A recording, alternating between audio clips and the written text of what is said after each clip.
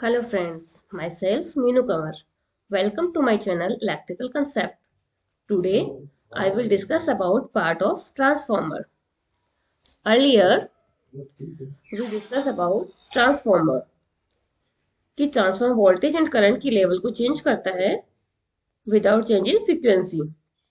Due to this reason transformer को constant frequency device भी कहते हैं.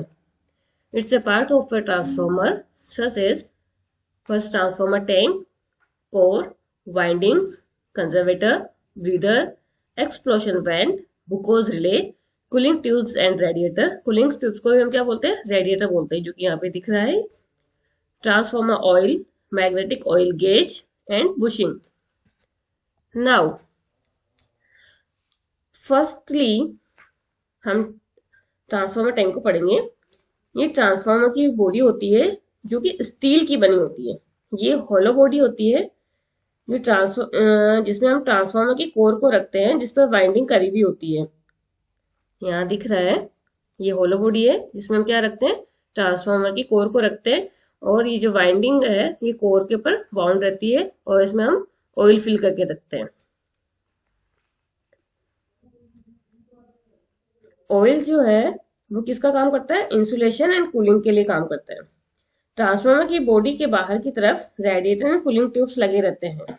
यहाँ पे ये जो दिख रहा है ये जो है ये रेडिएटर एंड कूलिंग ट्यूब्स है, जो कि ऑयल को ठंडा करने के काम आता है.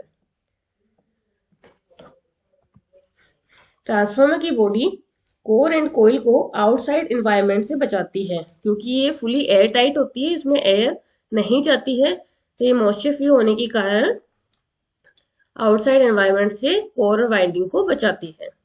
Now transformer core. ट्रांसफार्मर की जो कोर है ये वाइंडिंग को सपोर्ट करती है. कोर के थ्रू ही फ्लक्स प्राइमरी वाइंडिंग से सेकेंडरी वाइंडिंग में फ्लो होता है.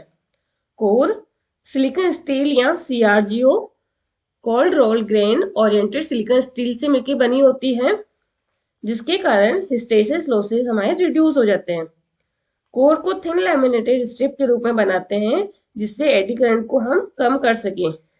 यहाँ पे डायग्राम में दिख रहा है, ये थिन लैमिनेटेड स्ट्रिप्स होती है, इसी से हम इस कोर को बनाते हैं, जिसके कारण थिन लैमिनेटेड बनाने के कारण हमारे क्या हो जाते हैं? एडी करंट जो होते हैं वो रिड्यूस हो जाते हैं, कम हो जाते हैं. It's the primary winding and it's the secondary winding. Now windings. Transformer की वाइंडिंग कोर पर बाउंड रहती है. ये एल्यूमिनियम या कॉपर मटेरियल की बनी होती है. मोस्टली जो एल्यूमिनियम वाइंडिंग होती है वो हम डिस्ट्रीब्यूशन ट्रांसफार्मर में यूज करते हैं, एंड जो कॉपर वाइंडिंग होती है वो पावर ट्रांसफार्मर में हम यूज करते हैं. वाइंडिंग एंड कोर के सेपरेशन के लिए हम पेपर या बैकेलाइट इंसुलेटर यूज करते हैं, ताकि यहाँ पे क्या हो? करंट का फ्लो ना हो. इंसुलेशन क्या करेगा? यहाँ पे इनके बीच के अंदर में कोई भी इलेक्ट्रिकल कांटेक्ट ना हो, इसलिए हम यहाँ पे इंसुलेशन प्रोवाइड करते हैं. नेक्स्ट कंजर्वेटर या एक्सपांशन टैंक. ये जो दिख रहा है ये क्या है? Conservator and expansion tank. Conservator का दूसरा नाम होता है एक्सपांशन टैंक. कंजर्वेटर टैंक या एक्सपांशन टैंक ये एक मेटेलिक सिलेंड्रिकल टैंक होता है, जो कि ट्रांसफार्मर की रूफ पर प्लेस्ड रहता है. कहाँ पर रहता है? ट्रांसफार्मर की रूफ पर. देखो यहाँ पर है, ये ट्रांसफार्मर की मेन बॉडी है और ये कंजर्वेटर टैंक है. इसे ऑयल से हम हाफ ही फिल करते हैं. ये पाइप के थ्रू ट्रांसफार्मर के मेन टैंक से कनेक्ट रहता है. जब ट्रांसफार्मर फुल लोड पर हो तब ट्रांसफार्मर का टेम्परेचर बढ़ जाता है, तो ऑयल गर्म होकर ऊपर की तरफ जाता है. क्या हो रहा है कि जब यहाँ पर फुल लोड लगा है हमारा और इस ट्रांसफार्मर के टैंक में ऑयल फिल रहता है, ऑयल फिल रहता है, मेन फुल लोड होने की वजह से टेम्परेचर हाई होता है. टेम्परेचर हाई होने के कारण करंट वाइंडिंग में फ्लो होती है. उसकी वजह से ऑयल इस वाइंडिंग के चारों तरफ होता है, तो ये गर्म हो जाता है और ये गर्म होकर ऊपर उठता है और ऊपर उठकर ये कंजर्वेटर टैंक में चला जाता है. जैसे हम दूध को गर्म करते हैं और जब दूध में उफान आता है तब उसका लेवल बढ़ जाता है और दूध ऊपर की तरफ बढ़ता है, वैसे ही ऑयल भी ऊपर की तरफ जाता है. मींस ऑयल का एक्सपांड हो रहा है. तो कंजर्वेटर टैंक या जो एक्सपांशन टैंक है उसमें ऑयल पहुंच जाता है.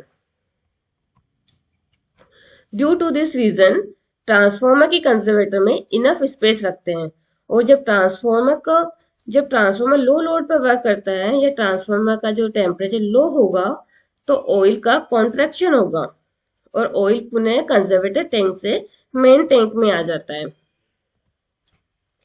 कंजर्वेटर टैंक ओनली ऑयल का कॉन्ट्रैक्शन और एक्सपांशन करता है but without contact with outside air. ये आउटसाइड एयर से ये कॉन्टेक्ट में नहीं रहता है, ये सिर्फ क्या करता है, ऑयल का कॉन्ट्रैक्शन और एक्सपांशन करता है। नेक्स्ट है हमारा ब्रीदर। ब्रीदर कंजर्वेटर टैंक से डायरेक्टली कनेक्ट रहता है। ये देखो, ये हमारा कंजर्वेटर टैंक है, इस कंजर्वेटर टैंक से डायरेक्टली ब्रीदर कनेक्टेड है। ये जो ब्लू दिख रहा है ये हमारा ब्रीदर है। ये किससे कनेक्ट है? कंजर्वेटर टैंक से। ब्रीदर का मेन काम हवा में मौजूद मॉइस्चर और डर्ट पार्टिकल्स को रिमूव कर फ्रेश एयर ट्रांसफार्मर को देना। ब्रीदर में हम सिलिका जेल फिल करते हैं जिसका कलर ब्लू होता है। जब सिलिका जेल हवा से मॉइस्चर को एब्जॉर्ब करती है तब इसका कलर वॉयलेट हो जाता है और ज्यादा मॉइस्चर को एब्जॉर्ब करने पर पिंक कलर हो जाता है। मीन्स सिलिका जेल को चेंज करना होता है या फिर 150 degree centigrade to 200 degree centigrade temperature पर 2 to 3 आवर हम रखने पर सिलिका जेल के मॉइस्चर रिमूव हो जाते हैं और हम फिर से उन्हें यूज में ले सकते हैं। जो मॉइस्चर है वो सिलिका जेल अब्जॉर्ब कर लेगी, लेकिन जो डस्ट पार्टिकल है वो उन्हें एब्जॉर्ब नहीं कर पाती है। तो उसके लिए क्या करते हैं, उन्हें रिमूव करने के लिए ब्रीदर के नीचे की तरफ एक कप लगाते हैं। देखो ये यहाँ पे दिख रहा है, ये जो ब्रीदर है इसमें हमने क्या भरा कि सिलिका जेल भरा के। सिलिका जेल क्या कर रहा है, सिलिका जेल मॉइस्चर को एब्जॉर्ब कर रहा है बट डर्ट पार्टिकल को एब्जॉर्ब नहीं कर पाता। तो यहाँ पर एक कप लगाते हैं जिसमें ऑयल फिल करते हैं। ये ऑयल क्या करता है, ये ऑयल डर्ट पार्टिकल को एब्जॉर्ब कर लेता है। इस प्रकार ब्रीदर फ्रेश एयर ट्रांसफार्मर को देता है। अब ब्रीदर एयर ले क्यों रहा है? जैसे हम श्वास लेते हैं तो एयर अंदर जाती है, श्वास छोड़ते हैं तो एयर बाहर निकलती है, जिसे हम ब्रीदिंग प्रोसेस कहते हैं। वैसे ही ट्रांसफार्मर काम करता है। जब ट्रांसफार्मर पर लोड इंक्रीज होता है तो ट्रांसफार्मर का ऑयल एक्सपांड होता है, मीन्स ऊपर उड़ता है। तो जो खाली जगह में एयर फिल है वो ब्रीदर के थ्रू बाहर निकलती है। यहाँ पे दिख रहा है कि जब लोड इंक्रीज हुआ तो ये जो ऑयल है ये एक्सपांड होकर क्या होगा, ऊपर जाएगा। और जब ये ऊपर जाएगा तो यहाँ जो हवा भरी हुई है वो इस ब्रीदर के थ्रू बाहर निकल जाएगी। और जब ट्रांसफार्मर में लोड डिक्रीज होता है तब ऑयल का कॉन्ट्रैक्ट होता है, मींस ऑयल का लेवल नीचे हो जाता है तो ब्रीदर के थ्रू एयर अंदर आती है। क्या हो रहा है कि जब यहाँ पर लोड कम कर दिया तो ऑयल नीचे आ रहा है तो यहाँ पे जगह मिल रही है, तो यहाँ से वापस एयर क्या होगी, इस ब्रीदर के थ्रू ट्रांसफार्मर के अंदर आ जाएगी। तो इसी प्रोसेस को हम ब्रीदिंग प्रोसेस कहते हैं। तो जब ये ट्रांसफार्मर में लोड इंक्रीज होता है और जब ट्रांसफार्मर पर लोड डिक्रीज होता है, इन दोनों सिचुएशन पर ब्रीदर काम करता है। और इसका मेन पर्पस यही है कि जब एयर अंदर आ रही है तो उसका डर्ट पार्टिकल और मॉइस्चर को यहीं पर रोककर fresh air, clean air transformer को दे। नेक्स्ट है एक्सप्लोशन वेंट। यहाँ पे जो दिख रहा है ये है हमारा explosion went. Explosion went transformer के लिए एक प्रोटेक्टिंग या सेफ्टी डिवाइस है। जब ट्रांसफार्मर फुल लोड पर काम कर रहा है और कोई मेजर फॉल्ट आ जाए और ग्लूकोज रिले किसी रीजन से ट्रिप नहीं हुई और ऑयल का प्रेशर 5 psi से ज्यादा हो जाए तो ट्रांसफार्मर क्या हो जाएगा, ब्लास्ट हो जाएगा।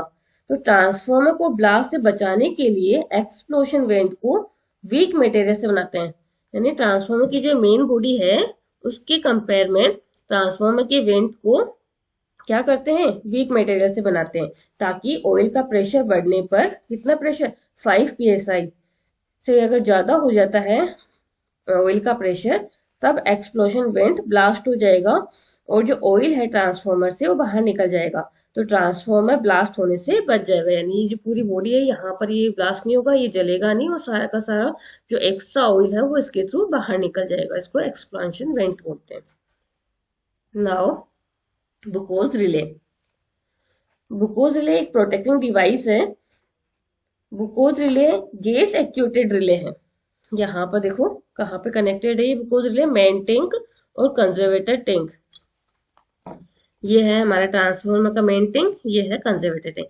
इन दोनों के बीच में जो पाइप लगा होता है, इस पाइप के बीच में बुकोज रिले लगी हुई होती है। बुकोज रिले एक गैस एक्चुएटेड रिले है। तो कहाँ कनेक्टेड होती है? कंजर्वेटर टैंक है मेन टैंक के बीच में कनेक्ट रहती है। बुकोज रिले माइनर फॉल्ट और मेजर फॉल्ट दोनों पे वर्क करती है। कौन से फॉल्ट पर? माइनर फॉल्ट और मेजर फॉल्ट दोनों पे वर्क करती है। व्हेन एवर जब कोई माइनर फॉल्ट ट्रांसफार्मर में आता है तो ट्रांसफार्मर में फॉल्ट करंट के कारण हीट प्रोड्यूस होती है, और इस हीट के कारण ऑयल का डीकम्पोजिशन होता है और गैस बबल्स बनते हैं जो कि अपवर्ड डायरेक्शन में जाते हैं, और ग्लूकोज रिले उन्हें सेंस करती है। और माइनर फॉल्ट की कंडीशन में रिले क्या करती है? अलार्म बजा देती है। क्या करती है? अलार्म बजा देती है। और मेजर फॉल्ट की कंडीशन में सर्किट ब्रेकर को ट्रिप कर देगी। ठीक है। नाउ नेक्स्ट है रेडिएटर। अब रेडिएटर को ही हम क्या बोलते हैं? कूलिंग ट्यूब्स बोलते हैं। यहाँ ये दिख रही है थिन ट्यूब्स, इनको ही हम रेडिएटर या कूलिंग ट्यूब्स कहते हैं। यहाँ पे भी देखिए, यहाँ पे जो ये हमने थिन ट्यूब्स बना रखी है जिसमें से ऑयल, गर्म ऑयल ऊपर से आके ऐसे नीचे जाएगा और इन एयर के कांटेक्ट में आकर ठंडा होकर वापस ट्रांसफार्मर में चला जाएगा। रेडिएटर का मेन पर्पज ऑयल को कूल करना या ठंडा करना है। ये पाइपलाइंस के थ्रू ट्रांसफार्मर के अपर से लोअर साइड में कनेक्टेड होता है। ये दिखा है यहाँ पे। यहाँ पर ये मेन टैंक है, यहाँ से ये कनेक्ट होते हैं ट्रांसफार्मर में।